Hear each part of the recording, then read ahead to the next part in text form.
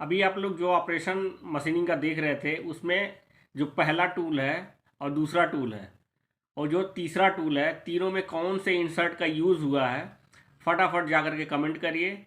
और इसी टाइप के वीडियो मैं लेकर के आगे भी आता रहूँगा, ताकि छोटे छोटे चीज़ों को के माध्यम से आप लोगों को चीज़ों को के बारे में बताया जाए। मिलते हैं आप लोगों से नेक्स्ट वीडियो में, तब तक के लिए जय हिंद, वंदे मातरम।